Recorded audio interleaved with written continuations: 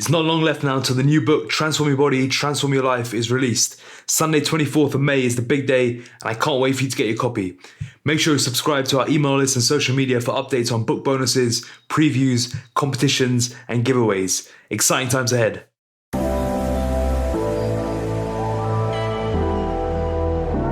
A big episode of RNT Fitness Radio today where I sat down with the hitman Nathan Johnson to talk all about high performance, what truly drives it, and how we can cultivate it on a day-to-day basis. Through this, we explore topics such as insecurities, accountability, ego, and what the core foundation of any high-performance behavior lies in. We also talk about the art of coaching and how proper coaching is an art for the giver and a learned behavior for the receiver, and why there's a continuum that needs to be mastered for it to happen. The topics we talk about transcend body transformation, and I'd love to hear your thoughts on how you resonate or may apply some of the ideas we share.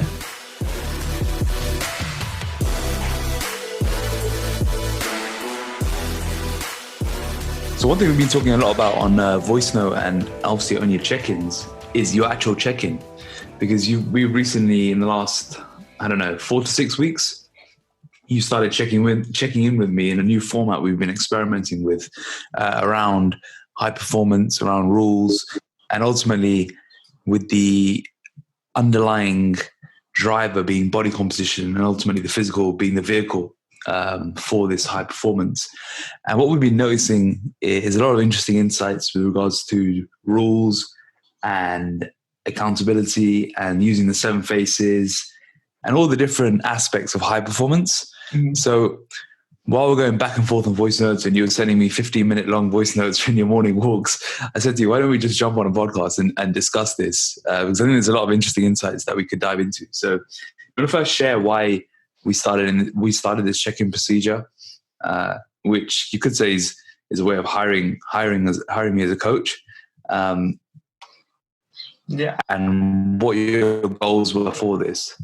Yeah, so I guess my overall goal was just to kind of upskill on everything that I was doing and using all variables, lifestyle, day-to-day, diet, training, all variables to kind of push this whole process of just getting high performance, inverted commas, and what that means to everybody. But we effectively started this high performance check-in, as we call it, and it's kind of progressed over the last even 6 weeks.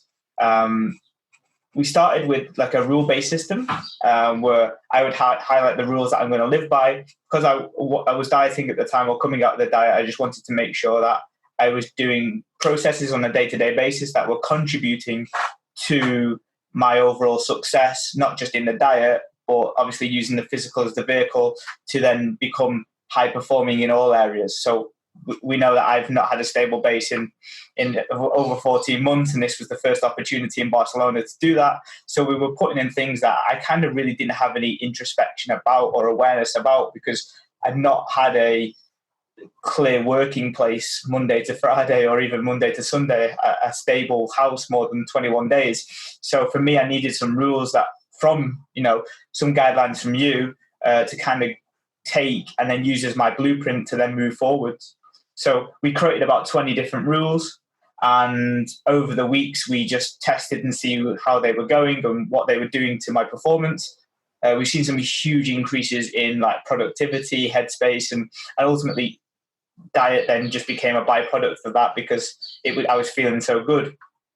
And then over the last 6 weeks, really through the coaching and through dealing with some adversities that we've always dealt with the sleep and the eating, we're now navigating to finding those really high level precursors that will then transform the rest of my day, form my environment, form the habits, the traits that I do on a day-to-day basis, but with minimal thought. So, 6 precursors effectively that will then regulate the rest of my week. And by doing those, the rest of the actions as a domino will then come on forwards. So that's been really, really interesting. And now we're at a process which is really the coaching process, which is we will test something, or we will put something in because of the consistency. We will then trial it, we'll reassess, we'll question, and then we'll repeat that process again with the rules that we have in place or the precursors that we have in place to get a better outcome. And it's super, super interesting. And what you start off with is the 20 rules, which I think you just brain dumped a lot of things that work well for you. Yeah. And then what we realized is a lot of these things probably don't need to be tracked on a week-to-week basis because they're just automatic and they just happen anyway.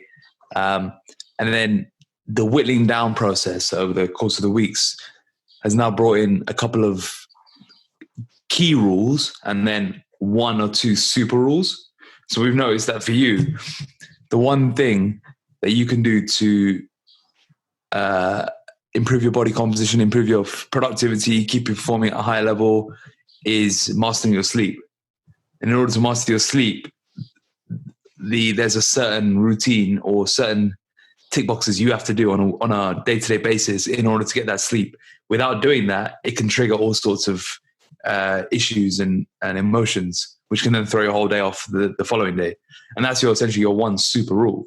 But to start with, we had to have a lot of different things that we had to track and then monitor all the different variables to then come down to that one super rule. So if we just take this to the example of someone earlier on in their journey, it could be a case of following the transformation checklist of training, nutrition, steps, hydration, and nutrition steps. Have I got all of them? And sleep, sorry. Yeah. And sleep. Following those 5 things and then letting those 5 things be the beginning and then adding to that as you go along. So then you may start monitoring your stress levels, your digestion, and then being more precise about the 5 on the checklist. And then what you'll find is what started off with the 5 transformation checklists then evolves into more and more rules and then gets whittled down later on in investment phases where you're trying to really drive what makes you a better person. Yeah. And for me, that super rule, I had to become consciously competent at it again, which effectively means that I had to get a whiteboard, I had to remember my processes, and I had to go back to square one of, ticking each box on a day-to-day basis. So did I take my pain meds for my knee? Did I do a morning walk? Did I have some time to myself before bed? Did I, hit my food timings? All of these processes that all contribute to that super sleep, I had to tick off on a whiteboard every single day.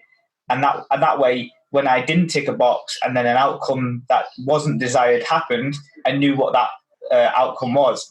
And all of this just creates a level of self-awareness that I didn't even have before because there were so many moving parts. And I think a lot of people can resonate to this as well, is that when you start a journey, there's so many moving parts that you probably don't have the awareness that you think you do around those specific areas. You're just reacting and being intuitive without actually being precise. So that consciously competent, again, humbled me hugely, but ultimately it's now driving a high performance mentality that I absolutely love. Can you describe what you mean by conscious competence in a bit more detail? So the easiest way to describe it is you've got like consciously competent and subconsciously competent, and it's effectively when your brain or your body will do something on autopilot, and it might not do it as efficiently as it would do if you were thinking about it all of the time. So brushing your teeth is a really big example, is that not everybody, no one thinks about brushing their teeth to the maximum inch of every single molar and every single tooth, the front, back, spend the 3 minutes or whatever it is that you need to be done. That's subconsciously competent. You just brush your teeth, put the toothpaste on and go in.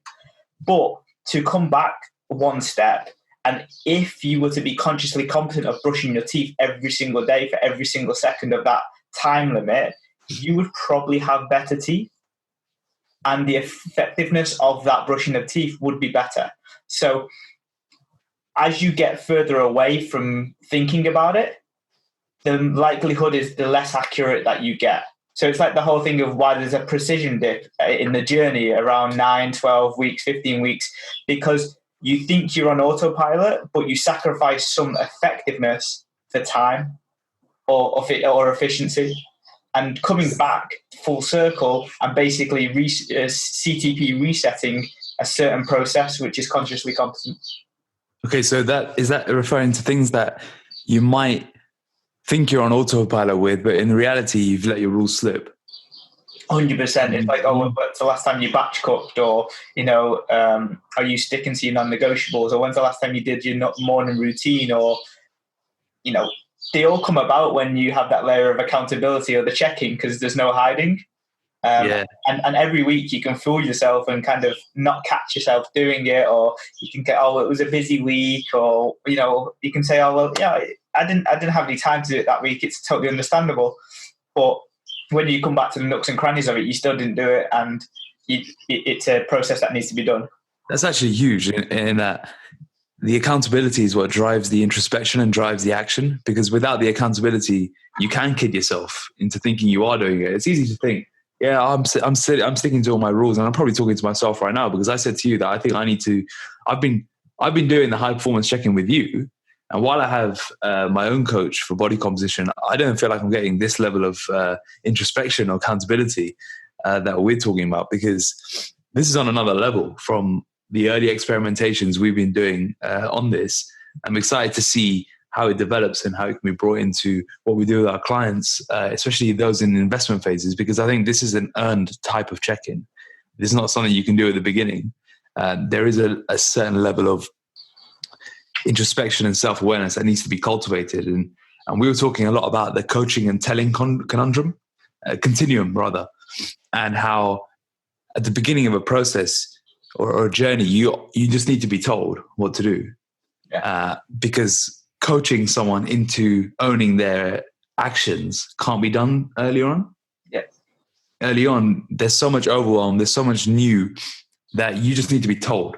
You need to instill the day-to-day processes into your life. Once they're instilled, and once they're almost on autopilot and they become more subconscious, then you could start coaching into the deeper problems and the deeper, more meaningful creation of rules that will amplify everything you do.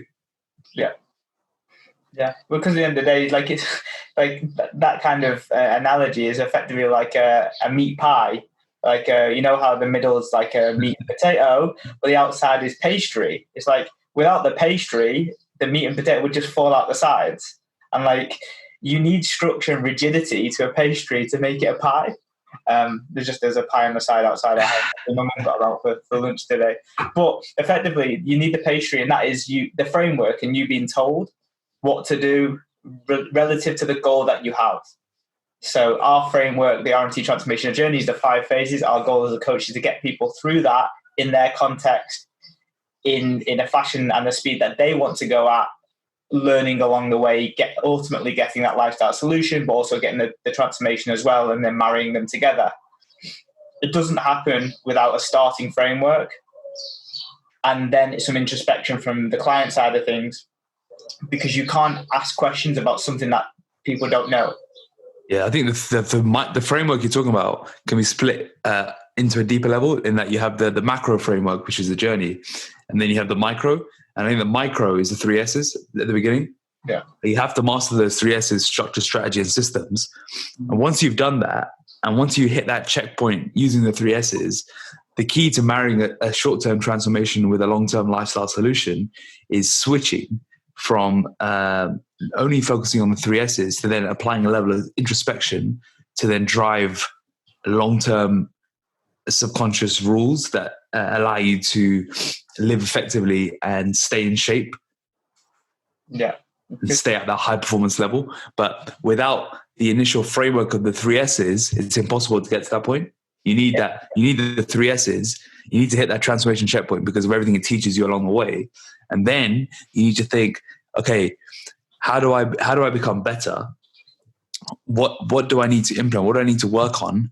And this comes from introspection, but you won't be able to introspect at the beginning because there's just too much going on and you don't have the 3 S's in place in order to allow yourself to introspect. Yeah.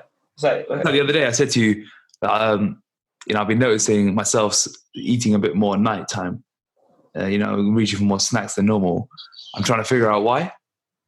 But if you say that to someone at the start of the journey, it'll be, I'm just eating more. oh, I'm just eating more calories, I'm just snacking. Yeah, I haven't got enough willpower, right? That's the Yeah. If people say they haven't got enough willpower or motivation, then they don't have enough introspection to understand what's actually happening. Or Yeah. they don't have enough 3S's to be able to base a baseline off.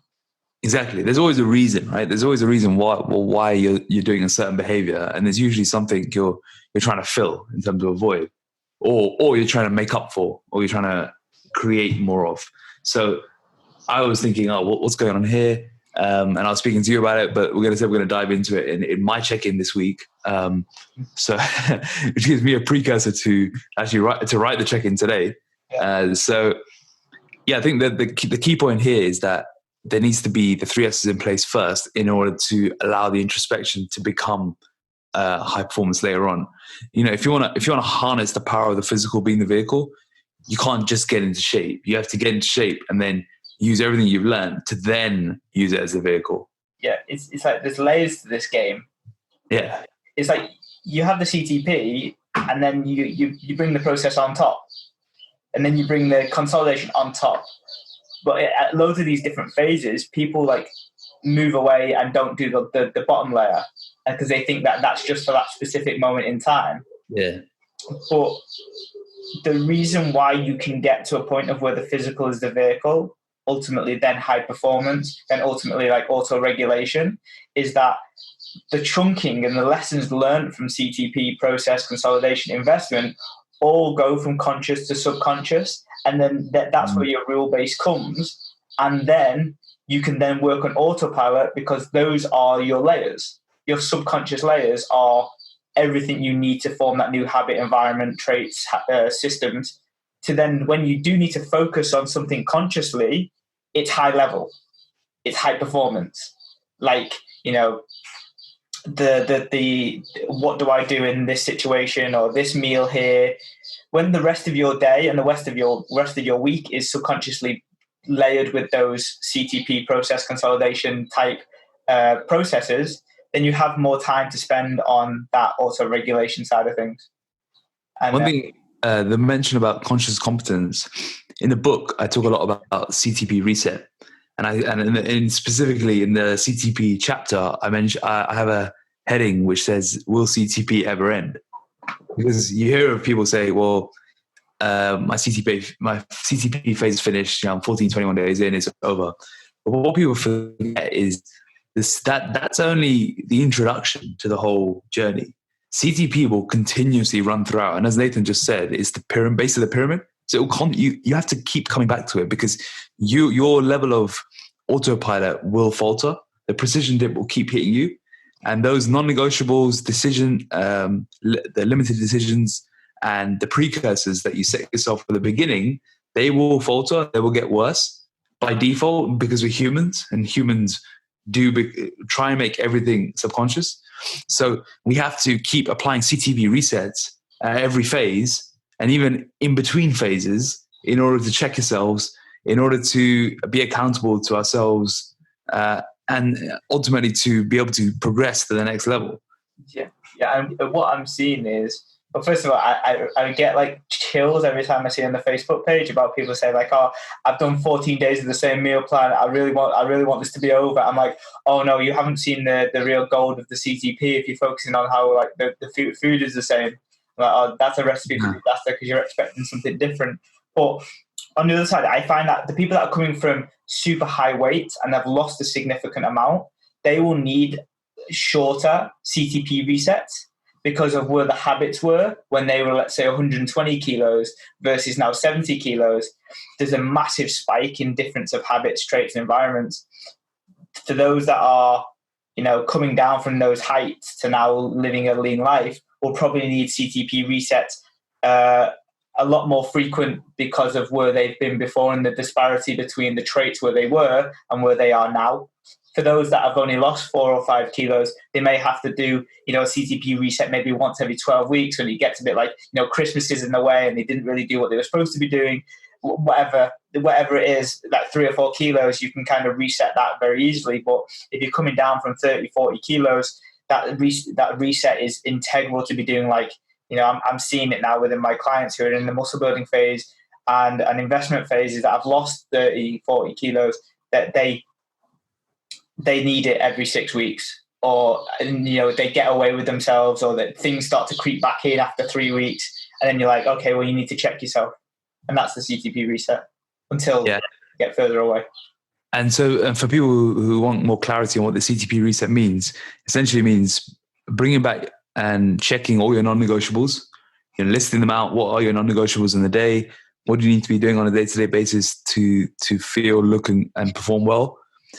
Looking at your decisions that you're making in the day. Where are you on autopilot? Where are you spending too much bandwidth? And seeing what you can automate in the day. And thirdly, which I think becomes more and more important as you go through the journey, is the precursor setup. What are you doing in your day-to-day basis that triggers certain behaviors, good or bad? We spoke about for you, setting up your sleep. The precursors you have around sleep are the biggest game changers for you. And it's about asking yourself and introspecting, well, if I do this, what goes wrong? In the book, I talk about the cascading triggers. And we talk about what is one trigger that cascades into all sorts of bad behaviors. My one, I know, for example, is looking at my phone earlier in the day. That's my one of my few super rules that if you were to look at, if you could probably plot on a chart, correlate me looking at my phone before 11 a.m. and productivity levels going down, reactivity levels being high, rules in other areas slipping, training performance going down. I know that's a massive one. If I train after I've looked at my phone, I can't focus as much. So there's big correlations there I've noticed. And for me, 11 a.m. is that sweet spot between staying in control and being able to use my phone effectively. So it's one of my super rules, but it's also a cascading trigger, and everyone will have cascading triggers. That if they do something at a certain time of the day, it will lead to another behavior, which may be good or bad. We're not differentiating here. And it's about trying to think, what are your good ones and how can you stack more and more of these precursors together in order to drive performance? Yeah. I've got some really good cascading triggers at the moment. Like I'm sitting here in my onesie, and that's work mode for me. My onesie is my work driver. There's the two cascading triggers for work is toggle my hours and wear a onesie when I'm working. And that just puts me in the zone, like the mental zone for work, and that's working really, really well. There are a force for good as well. The same things that drive you high will probably also knock you low as well. I mean, I have my favorite one I always talk about is my writing process. Like I have quite a few precursors that I use for this. One of them, as simple as it sounds, is putting in my headphones and playing my writing song. The one I play all the time. Chopin Nocturnes, B flat minor. It's the same song every single time. And my precursor to starting writing or any deep work for that fact is simply opening my laptop, turning on iTunes, pressing play, because it's always the only song I really play, and just putting repeat. And as soon as I play that, I know, okay, I need to write, or I need to do some very deep work. And that's my precursor. It's like, it gets me in the zone straight away. And that would be classified as a micro precursor. It's not going to be a macro one would be the phone. That would be a macro one. If I woke up and looked at my phone before switching on my laptop, chances are I won't be able to get into as good of a flow state. Mm. So there's the micro and macro ones that we need to look at here. And it's defining which ones are your small ones that allow you to do little things. Whether it's like, for example, another one for me is when I wake up, what I change into is my training clothes, because I know I'm going to train after my first 3-hour work block. So it's already ready. I don't get into jeans and all of that, because then it feels a little bit more difficult to go and train. Yeah. So it's about stacking. That's a micro precursor. And then the macro one is the phone usage. It's going to sleep on time. It's eating the same foods. That's another big one for me, like eating the eggs on toast at 12, eating the oats and whey at 3, and then eating the chicken and rice at 7. It's the same sort of thing. Those are like more macro ones. Yeah. And I think you asked me just before we go on air, like how did it start and how did it evolve? And it's very similar to what we've been doing with you, in that there's a lot of things I tried. I think it comes down to a lot of experimentation. But you have to experiment, and then you have to reflect on the experiment. So you got to try a lot of different things, and then see, okay, how does this work? How does it make me feel? and how could it be better? Like for a long time, I used to train about 1, 2 p.m. So I used to do a work block. I'd eat breakfast, then do another work block, eat another meal, then go train. But what I found was my head wasn't in the training session as much because I always felt I was in the middle of the workday and I couldn't switch off and get into the training state I wanted to be in. And I kept thinking I need to rush because I need to get back to the laptop. Whereas what I do now is I'll do a deep work block and I won't have checked my phone or my inbox. So then I can train without knowing what's happened and I can be completely with it. So that took some reflection and it took some experimentation. So it's just about playing around with different precursors, playing around with different variations of the 3 S's, and then reflecting through journaling or just being introspective about how you feel at certain points in order to optimize it thereafter. Yeah. I think the mindset of trial and error is often misunderstood in a world of plans and 12-week this and that and the other. Like when you have a plan and you're doing it for a set period of time, it very rarely doesn't allow that level of coaching where there's trial and error that's appropriate, because people will be like, oh, if I go off or I trial something and it doesn't work, then I've wasted a week. Yeah. But the mentality of that, we see, and this is why the power of that investment phase is that you go from like doing your first transformation checkpoint with as much precision as possible, learning about your body and getting all of those frameworks that we spoke about and getting in the shape of your life. But then that's when the coaching starts. Yeah. You get to play trial and error with a body that you've never had before, that is working 10 times better than it was before, and there's no end game. Yeah, because there's always ways to get better. Yeah. And there's always ways to tweak things to optimize whether you want to be at work or how you want to be as a parent or in your relationship. There's all of these precursors that you can play with on a day-to-day that relate to your physical body, that transcend everything and that acts as the vehicle. And that's where it becomes the vehicle, because you're now in a position to actually utilize it. Yeah. Before, it's just about getting into that position to be able to do that. Yeah. Once you're there, once you're at the checkpoint, then it's like, and now I've got the body. How do I use this as a vehicle for the rest of my life? And it's not about looking at experimentation as weeks lost, because that's so easy. It's like, oh, nothing changed this week, so it's a week lost, or this didn't work, I've gone back 2 weeks. No, you just learned something about yourself. Yeah. You've learned what doesn't work for you, and that is massive. If you know what doesn't work, that eliminates so much confusion and so much decision making that you don't have to do, because I don't need to worry about that. That doesn't work for me. I know what works for me, or I will find out what works for me. Yeah. But you have to be open-minded to change. You have to keep a growth mindset. You have to be willing to play the long game, and you have to be willing to be coachable and held accountable to these actions. Yeah, I mean, I got nothing to add on that. That's absolutely fantastic.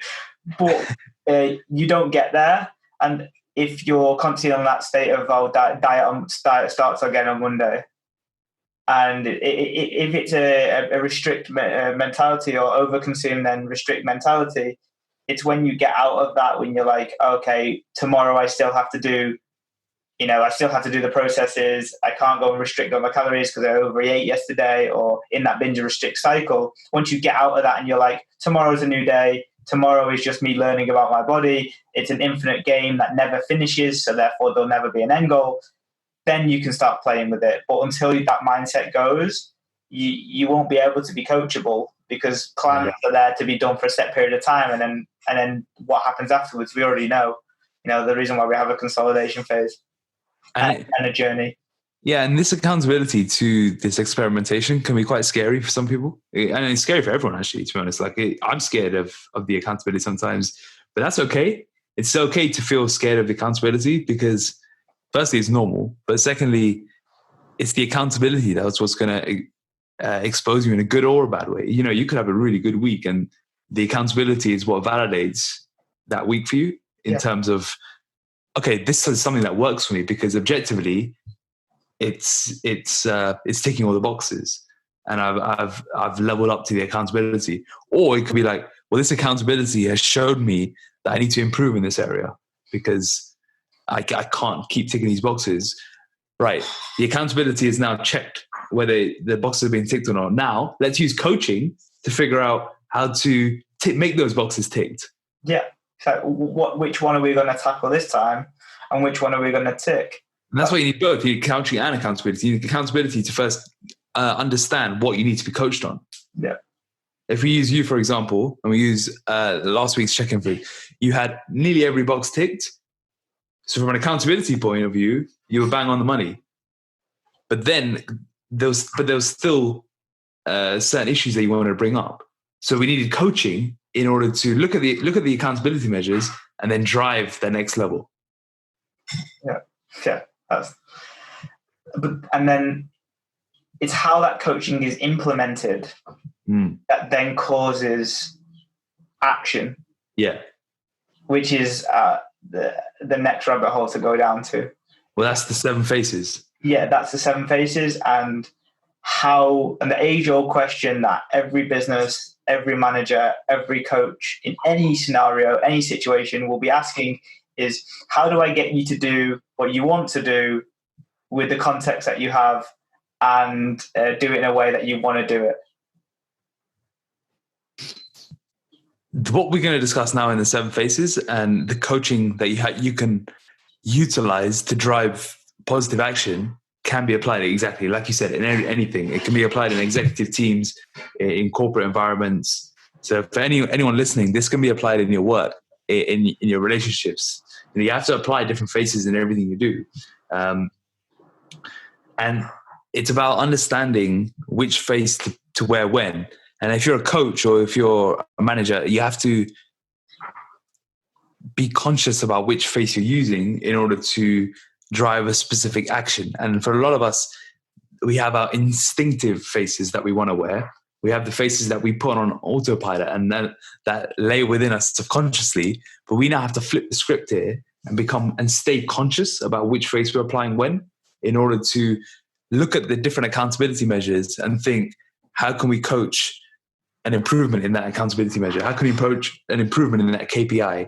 How can we drive a performance that isn't being done right now because a certain face needs to be worn for that, or a certain vulnerability needs to be addressed, or potentially we're not looking at the right emotions or insecurities or behavior patterns that the client or the team member you're helping is exhibiting. Yeah.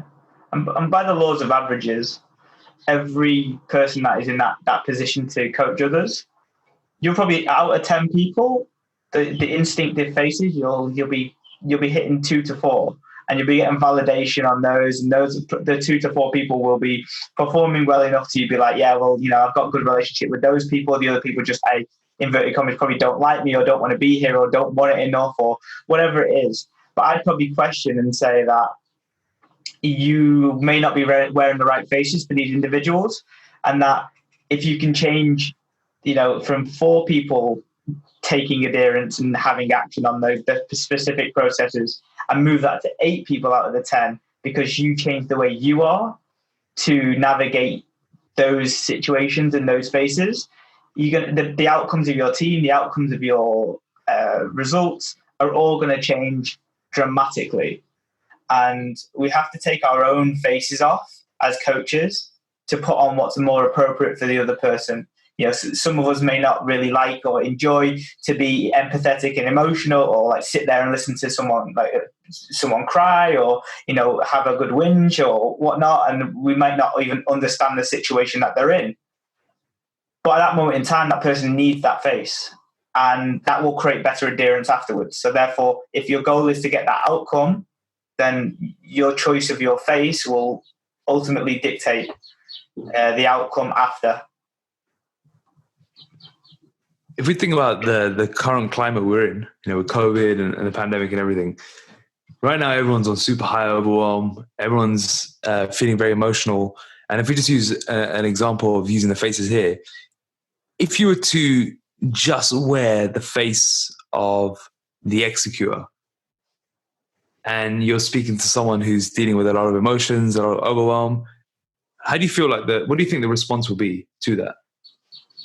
It would just be reactive. It would be like either, F off, or you don't understand me, or you have zero empathy, you don't know what I'm going through. Those would be the comments that you'd be getting back.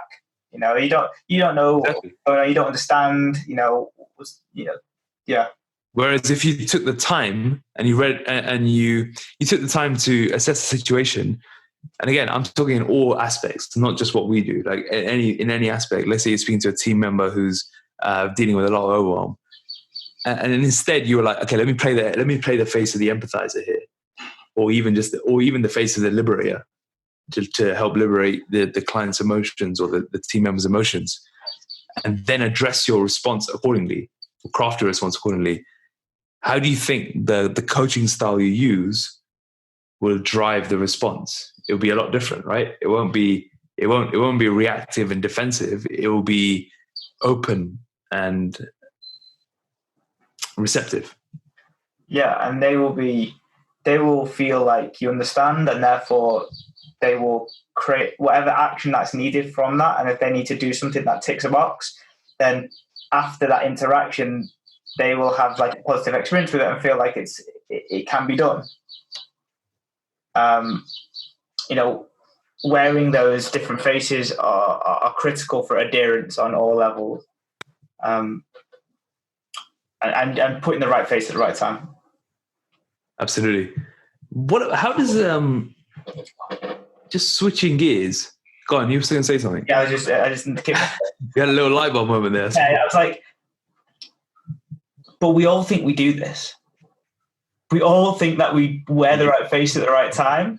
Yeah. Oh yeah, I nailed that one. Yeah. She was I was the shoulder to cry on there. That was fantastic. And then comes back to consciously competent. Is that if you actually was like, did she need that right now? Or, let's say if a client, let's use our examples, is that if a client was like, I can't go to the shops right now because there's no chicken breast in there. And you use the executor and was like, oh no, just go and do it. Go and make do with what you got. You might have not even seen the tone because you were in a reactive state yourself, or you didn't review the email about what face to use. And there's that level of disparity between what we actually do give and what we want. And it's the same with dieting. It's the same with the way that we look. I eat healthy, so it's fine. And then they're eating 4,000 calories on a day-to-day basis. There's a huge disparity between that.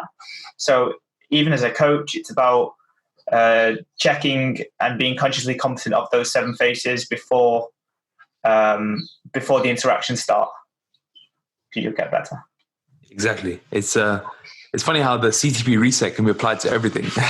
We were talking about we started talking about in a body transformation, but now we're talking about it in a managerial and coaching perspective as well, because you have to CTP reset all your behaviors and your instincts. You have to CTP reset your instincts. Yeah. Like I actually spoke to my mum's a manager, so we're speaking about her team at the moment, working in the healthcare service, and she was saying how most of her job is like flipping between working on the screen and doing some work, and then someone running in the door and saying there's a crisis with this person that's 83 or whatever. What do we need to do, and what do I need to do, and how do I deal with it? And I was explaining to her about the 7 faces, and she was saying that she could use it a lot more, and it's very hard to transition between the different ones, and how that everyone needs a CTP reset and creating that level of baseline so that she can deal with that response and also continue doing the rest of the work and not have it like the email transition over into the reactive conversation that she's just walked into, versus then having that reactive conversation and then that transpiring over back into the emails. And that's another thing is that you see is the people carry over those emotions or those faces into the next communications afterwards because they're running on default. Yeah, absolutely. Just to give the listeners some recap, what are the 7 phases of coaching? The enabler, the strategizer, the trainer, the liberator, the executor, the problem solver, and the empathizer. Which one do you feel like is the most underutilized across all industries? in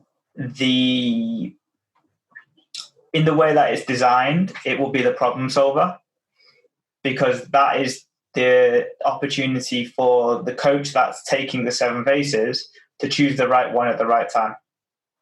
You? I would say it may be the problem solver is one, and also the liberator, because the liberator is the one that drives the most uncomfortable conversation. Yeah. That's the scary one for not only the person who's receiving it, because they have to uncover the muck, but the one delivering it, because they have to be engaged in a very difficult conversation and make sure that they are asking the right questions in order to get the right response. Yeah. Change never happened by telling people what they wanted to hear. Exactly. And the coaching situation can be very uncomfortable. And just to bring it back to that coaching telling continuum we spoke about, when coaching is done properly, the person delivering it, their skill is in asking the right questions, and the person receiving it, they have an equal responsibility as well. The coaching is not a one-way street. Without the other person being able to receive coaching and being able to be receptive to coaching, nothing will actually be gained from it.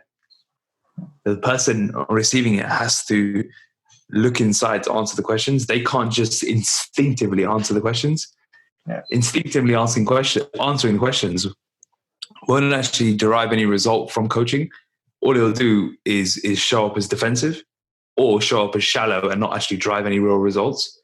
They have to look inside and think, what is this actually asking me? And what do I need to ask myself in order to respond?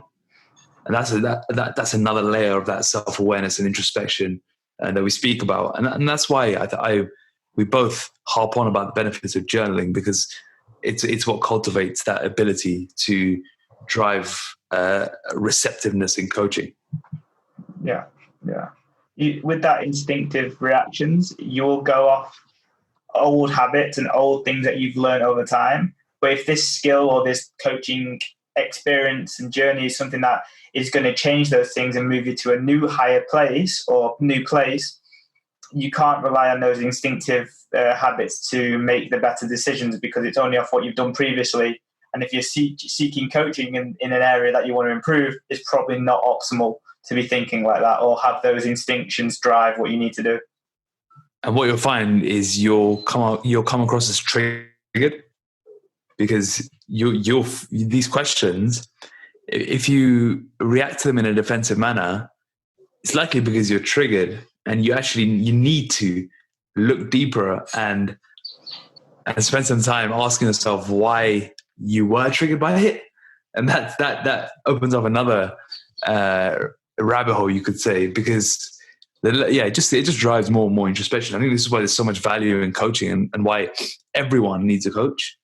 Even if you're a coach, you need a coach, because if you're a coach, you're likely just settling into your own ways, and you fall into that state of instinct and subconscious, and relying too much on the subconscious. Whereas having a coach, even as a coach, keeps you on your toes and keeps you in that conscious state. Yeah, 100%. And originally when we were doing the high performance check-ins, we were talking about it, and I was like, I don't really want to do training or diet, or I don't really want to have a check-in that's related to training and diet. But to be honest, most of it was because I was running on that subconscious autopilot, that it was everything, assuming everything was okay. And the flip side of ego being there as well, where I'm just like, I've been doing this 10 years or however long been training. I don't have a specific goal for that diet. I just want to get leaner. But that was the muck that needed to be uncovered. It was like, actually, I've got some things that I want to solve, get better at, and I was just complacent in those areas. And it's likely that the training and nutrition won't even be the focus. Like, I don't think we've even spoken much about nutrition and training. No. Because we both know that once you've instilled the basic habits, like eating protein regularly, drinking enough water, all of that, what really drives your adherence is other factors, and your precursors and your rules and your decisions and your non-negotiables. It's all the other areas that will drive the training and performance just by default. Yeah. And that in itself will then be the vehicle for the greater. Mm-hmm. So it all runs in a circle. But once you've passed that level of basic competence in training, nutrition, etc., your focus doesn't continue to stay on that. You don't keep worrying about, have I stuck to my diet? Have I trained well? That's a given. At that point, it's like, okay, now the foundation's there. What rules and precursors and habits can I set into place that will then accelerate my performance in the areas of my life that are highest priority? Yeah. That's where things really take off, and that's where the physical can be the vehicle, and that's where high performance comes into play. Yeah, and with that, but you don't get there if you're still struggling with like a fat loss phase or a process, because you can't see the wood for the trees. A lot of people that have constantly gone through that dieting mentality or the process mentality, but never reaching the heights of, hitting those goals, will never know what's afterwards. So when you get to that consolidation, all you've known is those two variables, food and training, and you've had to focus on them so hard to get there. And they've been the everything, the process, the ticking of the boxes, etc. like that. But once you get those done and dusted and then layered into an automated system that works for you, aka, a lifestyle solution, then you can start working on that high performance mentality once the layers are there. But we see it quite often is that a lot of people just can't see that layer until they've got the physical to then use as the vehicle, because they're constantly just focused on what is in front of them, that training and nutrition. And like you said, you have to, once those are in place, the rest of the stuff then opens up. But getting those two first things and using that physical as the vehicle to get the first transformation checkpoint is that ticking of the box of the diet and training. Yeah, and then, I speak about in the book a lot, is that once you get past the checkpoint, then it's about, in order to do all of this stuff, you have to rewire your identity, behaviors, and mindset. And now suddenly those are like the drivers, not training and nutrition. And there has to be that shift that you make once you get past the checkpoint and once you get past consolidation. Actually, once you enter consolidation, that it's going to be more than just training and nutrition. And it's going to be asking the deep questions. And it's the deep questions that are going to drive the vehicle and the high performance. Yeah. So what is your definition of high performance? I think it's a tricky one because it means so much to different people. But I think it's a series of perceptions, processes, and actions that get you closer to a goal or upskilling in a specific area, and maybe aligning things that you do on a day-to-day basis to get there. What do you think? Yeah, I think there is a process element to it. I think it's also behavioral. There is a state of behavior around this as well, where you are very growth oriented, you're very progressive, you're open minded, and you're operating at a good balance between the right balance between effort and efficiency. You're not trying to be too much on the efficiency side. You're not, but at the same time, you're not boggled into little things which don't matter. I think there is that fine line that you manage to master, and you're trying to use it for the greater good in some area of your life. And there's usually a vehicle that you're driving this high performance with, whether that's in your career, your training, your business, your relationships, whatever it may be. This behavior that you exhibit as a high performer is being used to drive something. And we've spoken about it being something which gets driven from insecurity, which I think is an interesting concept to discuss, because we can see a lot of high performers in sport or high performers in massive companies that have been built. And it usually stems from some level of insecurity. And that insecurity has been harnessed into a positive and been channeled into a vehicle that's created for the greater good.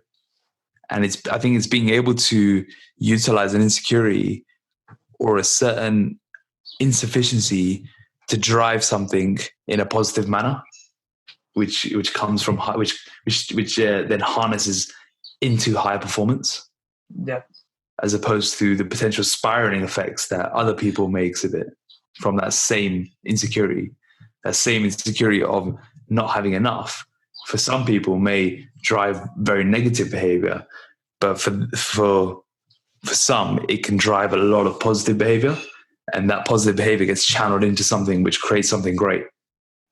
And that's an interesting discussion to be had, especially when you start noticing the different people and their different insecurities that they may exhibit and their different vulnerabilities that they may have and how they've used it, whether it's positive or negative. Yeah, it's about that funnel, about what you funneled into to kind of get that process churning. But is it your biggest insecurity will also be your biggest strength? Yeah. And if you can find that driver and notice the driver and then put some actions around it to then, not only will it accelerate you forward, but then also, as you spoke about on your solo podcast, where you're mitigating the cost of it. You're missing the cost of the insecurities because it comes at a cost. The high performance or the push in one area will take away from somewhere else. And you have to do both ends. You have to, facilitate and funnel this high performance. But you also have to mitigate the cost. And just finding that, like for me, I think, a big driver is going to be fitting in or making, wanting to be liked or respected or earned or, valued in a certain area, especially with work. And like when I'm put in an environment when there's quite a lot of, people that are, let's say, high performance or a specific in that area, then I will rise to the task and I will perform best because I want to kind of fit into that category and that mold. But equally opposite, if I was around people that were, doing opposite things like, drinking lots or social situations that I wouldn't want to be in or environments that I wouldn't be deemed positive, I would also try and fit in there as well. So, for one funnel, it could be amazing if I get myself around 4 or 5 people that are, which I am now, around, an environment that is huge and ever growing and challenging, then I generally will rise to the task, and that will be my insecurity of wanting to fit in and be respected will drive how I act on a day-to-day basis, because I'm always looking to be in that crowd, respected by those people and noticed effectively. But equally, if you funnel it in the wrong way and you're in the wrong crowd, then my actions then also do align with that as well. So for me, I think if channeled in the right way, you can your insecurity of whatever that is can be funneled in the right way, and you just have to know that, and then just avoid or put precursors in place that will stop that mitigation. And how did you realize that about yourself? That was through journaling, through the trial and error of like trying to, do certain things in social situations or putting strategies in place, DeMartini's priorities. Quite a lot of trial and error over the years and just seeing what happens when I'm faced in those situations. And, I'm not a person that has like a point to prove or has ever had anything like that, because there's quite a, people drive businesses because they want to show that they're the best or whatever it is. I've never been like that, so there's only a few other ones, and that's obviously fitting in and being part of a community crowd and respected in that community. Do you think there's a level of flexibility in high performance, and do you think the pressure, if that's the right word, of high performance can be sustained? And is it a pressure? I think the flexibility and high performance are two things that will run on a continuum. And the questions that I want to ask yourself when it comes to flexibility versus performance, which there is inverse, because the more flexibility you have in, let's say, your lifestyle, the less you can then focus or channel into that area that you're calling high performance or want to be high performance. So it's just basically at what cost, what's the goal and what's the risk? And what are you saying yes to? That means you have to say no to in other areas, because we know that you can't have your cake and eat it in all areas. So you're going to have to find the trade-off and be prepared to understand the trade-off and what that means for your flexibility in your lifestyle or your routine, and what that means to your levels or ability to get high performance. And that's a tough pill to swallow for most, because a lot of people want to be high performance and they want to work efficiently and be effective, but they're also not willing to say no to things that they should do to get there, and have this almost internal conflict to have the fight to get the cake and eat it. And then we'll go around in those circles and being like, I didn't perform well Monday, Tuesday because I didn't go to sleep till 2 a.m. on a Saturday, Sunday. And, what's the goal? What's the risk? What are your costs? Finding those balances is key. And then, can the pressure of high performance be sustained? Before we move on to that one, yeah. I think it also comes back to understanding what you want. So if you want if you want the drive to be channeled in the maximum effect, then you won't really feel the need to stay out till 2 a.m. on Saturday and Sunday. Yeah. And you won't feel any guilt around not doing it.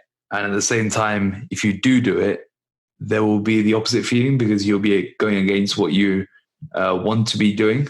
If that makes sense. So it's all about understanding what you want. And then that flexibility doesn't then become a need for flexibility. It just becomes your lifestyle. It just becomes the way you are and the way you feel most in flow and most happy. Yeah. I think when you understand that, it can unlock a lot of positivity and actually take away a lot of the pressure, which then is potentially associated with trying to live like this.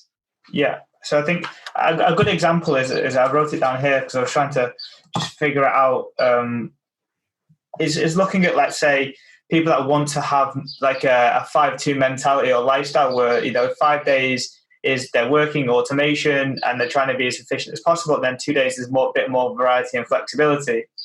And just to give some context, this is how you would probably make your weekends a level of high performance, or try and make it as high performance as possible. So, if you are having some levels of food intake or alcohol at weekends, you have to look at the cost and you have a look at the risk of what they mitigate.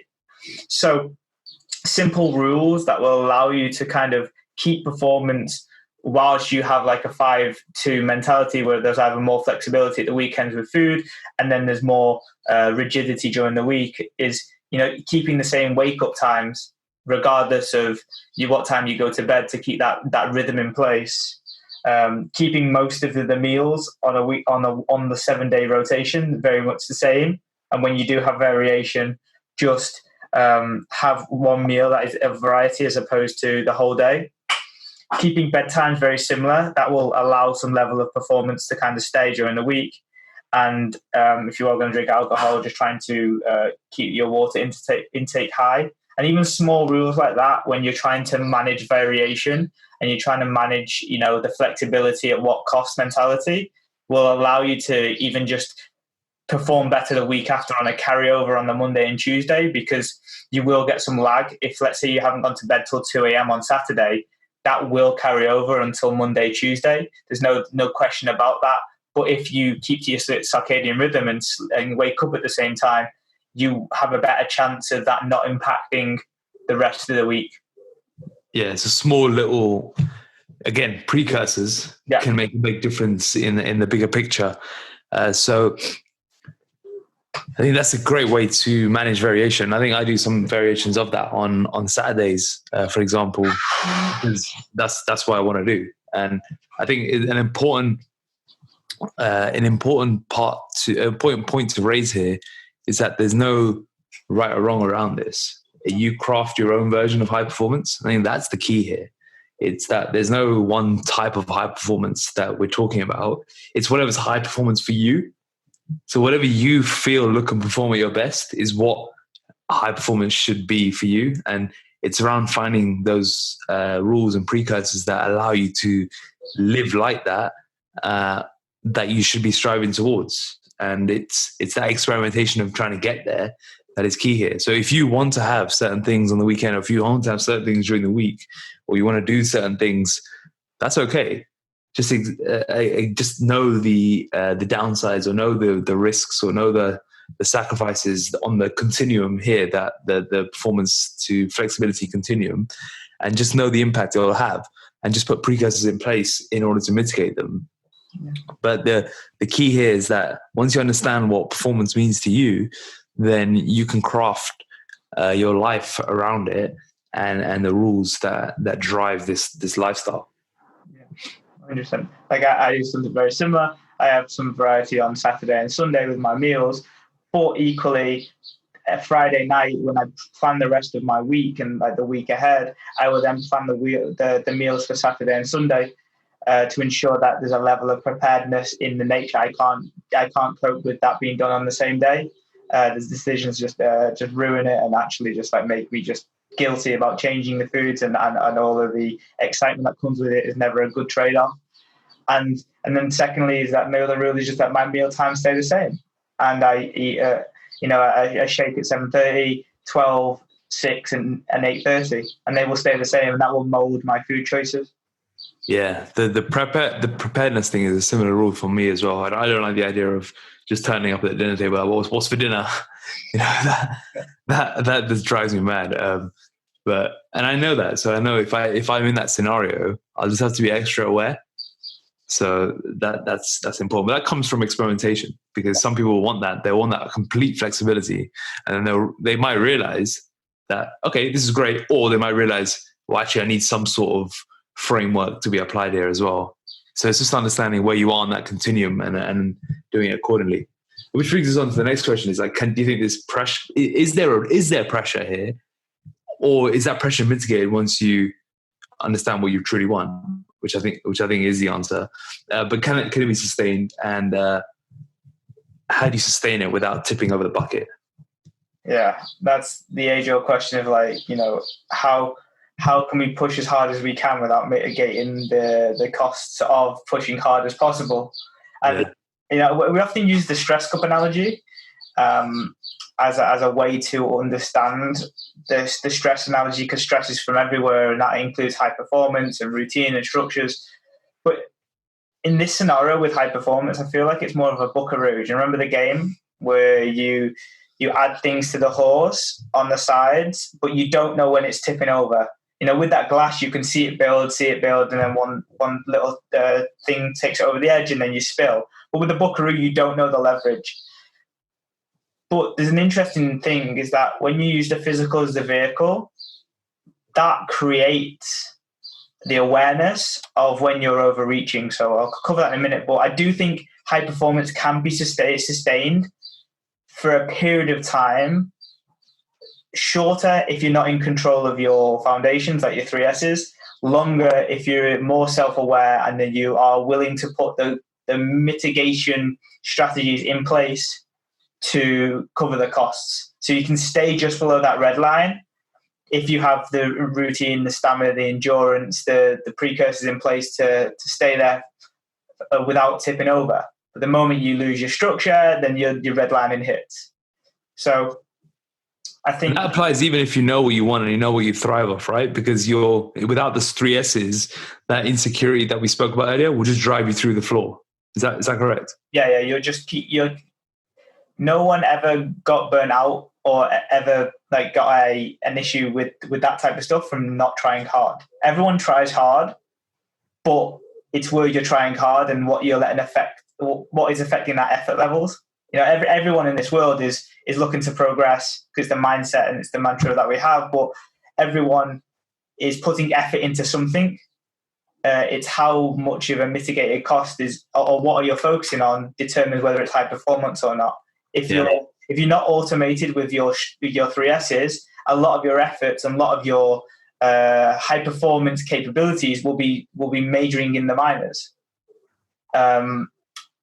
But when you get to that high performance state and you realize, how do I stay just below the red line for as long as possible, which is the goal, for most of the time. Sometimes you'll want to just kind of have a back off. Sometimes you'll want to probably go into that overreaching performance phase when there are times that require you to go balls to the wall.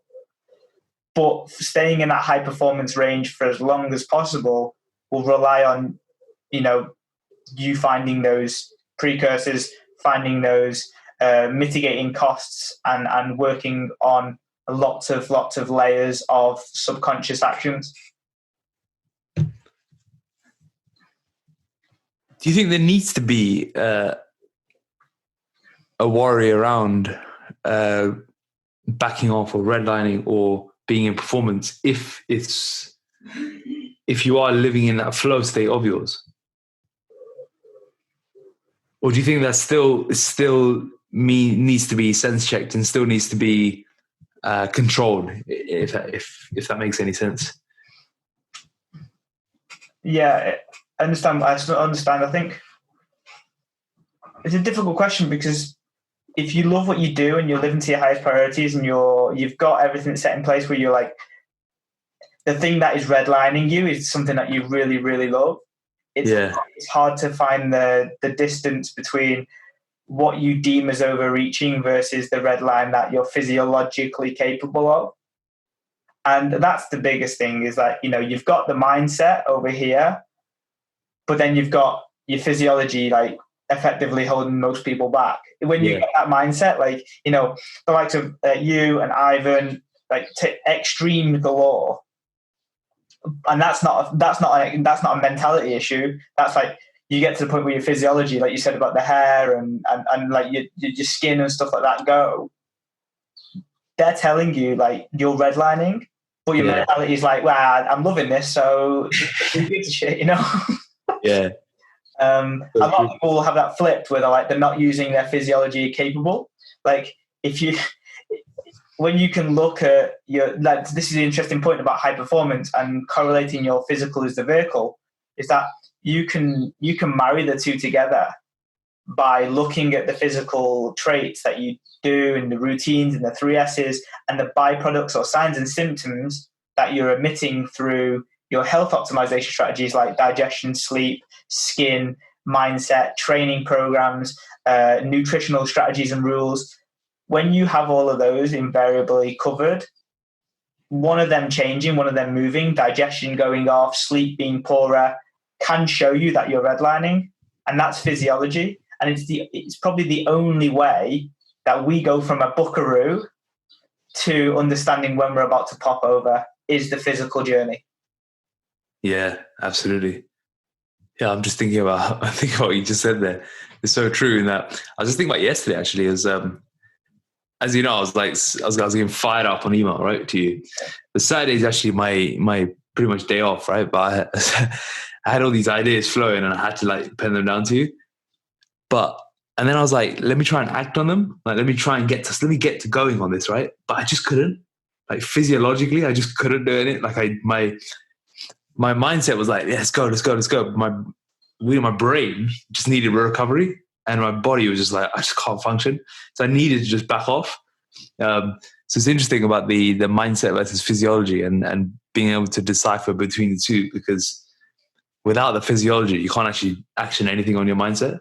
Yeah. And again, it just boils all the way down back to the 3 S's and how the foundation of the CTP needs to be there in order to build all these layers that we've spoken about, and being able to harness the power of the physical being the vehicle. Because without that, overwhelm overtakes you, mental resilience becomes zero, and all you end up doing is falling short on everything you say you will do. Yeah, 100%. And if you're a business owner now, or you're someone that drives a high performance day to day, and everyone goes in cycles, and I've got loads of clients that just hit the red line and then just completely implode. And then when you boil it down and you look at what they're doing, they've got the top chunk done, that mentality. They've got the ability to, drive forward, keep cracking on, working really, really hard. The strategy with work is absolutely on point. The capabilities and mentally is there. But then they don't set the CTP. They don't set the structure. Their routine changes often. They miss the signs because they're not consistent of them overreaching. if your digestion goes off in a 14-day period, but you've not changed your food that much, you've slept very similar, you've not done anything very different, but your digestion just completely goes straight away in terms of like either it goes runny or you don't poo for like 5 days. That's a sign and symptom, which is an amazing thing because the body signs and symptoms are fantastic. They show you that something's wrong internally. That's telling you that something is causing something else, and that would be your cascading trigger to doing something about it. And everyone has different ones. Mine is my sleep. Mine will go when my knee pain is super high, when I don't have those precursors in place. Some people they'll go dry skin. Some people digestion will go. Some people will start not sleeping or waking up at 2 a.m. like Ivan. People will have all of these cascading triggers that show them that they're redlining, but you can't tell if you're redlining unless you have those CTP foundational level stuff. Yeah, because you probably think you need to go to the doctors. Yeah, you're like, what's going on with me? And we get this quite a lot inversely at the beginning of the process. People say, oh, what's happening to my digestion? It's like after 7 days, this is probably the first time you've ate vegetables for 7 days in a run, and you're now acclimatizing to a new. That is better than the old one. The old is not something to look back as a gauge because it was poor diet, it was poor nutrition, and it's inversely the other way. Is that if you're routine and it goes, then there's a cause for concern, but only when you've got that routine and structure in place. Yeah, absolutely. And I think, and I really conceptualized this when we were talking about this podcast yesterday and the day before, is that there is a chance for you to stop, like not you personally, but there is inversely, is for you to stop redlining and going above your capabilities and causing damage to other areas. Like you become more reactive in social situations, to relationships. You can't compartmentalize. You can't. You sleep more, or you can't produce the work over the long term. Whatever it is that we have a chance now. That if you want to get better on a day-to-day basis in your work, in your lifestyle, in these high performance areas, you have the gauge of whether you're pushing the limit too far. But not many people are clocking onto this and using this as the vehicle. And it's really exciting to start really using this as a way. Because no one's talking about it. No one's saying this is our redlining clock effectively. Yeah. In order to, you hear so much. We see so much about productivity, about being better in all areas of your life, and it's always the surface level answers of what to do. But the reality is, it's a journey, and it's a pyramid, and the foundation is what's missing in a lot of people. Yeah. That's really the key. It's building that foundation and then layering everything on top, and then developing all the introspection and self-awareness along the way in order to harness what you want and then facilitate getting there. Yeah, most of high performance will still come from the basics. As in any industry, the basics are the basics for the reason, the standard test of time, and just when you do them, stuff starts to happen. And you will get 80% the way to high performance by doing whatever 20% of the basics. Yeah, but we've got to stop worrying about the hacks. The hacks don't really do anything. I'll try this week, try that week, or I'll try working in this room this week, or maybe I need to try this strategy and gamify it this way. Well, no, you just need to have 3 S's in place. Yeah, and it all comes down to normally making a difficult decision, or swallowing an ego, or having a conversation with someone that you don't want to have, or setting a rule out that may change the way that you feel comfortable. Swallowing an ego is a massive one there. Just owning up to what you're doing and where your shortcomings are, and understanding why it's happening. Yeah. Spending time on asking why it's happening and then actioning on it. It's one thing to just spend time introspecting all the time. It's another thing to actually act on it. And to act on it usually requires putting the ego away and taking ownership.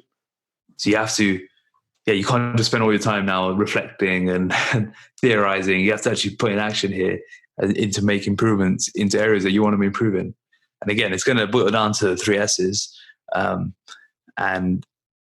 at some point, you're just going to have to take action. Yeah. even for me with the high performance check-ins, that's what's come from this. A massive positive is that all the things that have come from this, I'm looking at my check-in now, so most of it's green. But the moment I thought I didn't have an issue with the ego was the moment that I realized that I needed it the most, because I did. Yeah. And on that note, let me, we can close off today and I can start writing my own check-in to you. Fantastic. Well, it's an exciting time. These type of check-ins, the progression from coaching, telling to coaching, and then the coaching questions and exploration of what high performance is an area that, whilst we are in the fitness space, it transcends every single way. Absolutely. And those that don't have the physical but are trying to do all the other stuff will more than likely come back to the physical at some point during their journey as well. Absolutely. That's why we say the physical is the vehicle. Right. And we are the ocean. That was the tagline from this week's retreat. For those of you who enjoyed today's episode, just I would highly recommend sending it to anyone in the corporate executive space and just seeing what they think. I think I'd be intrigued to know how this can be used in different environments and different workspaces, because I truly do believe, both of us do, and all of us in the team actually believe, that this 7-phase methodology and the 5 phases do transcend the fitness industry, and the work that we do with our clients. So I'm intrigued to know if anyone who is experimenting with the 5 phases and the 7 phases in multiple industries to reach out and let us know. Thank you so much for being here today on this episode of RNT Fitness Radio. I'd love for you to do a quick little favor for us.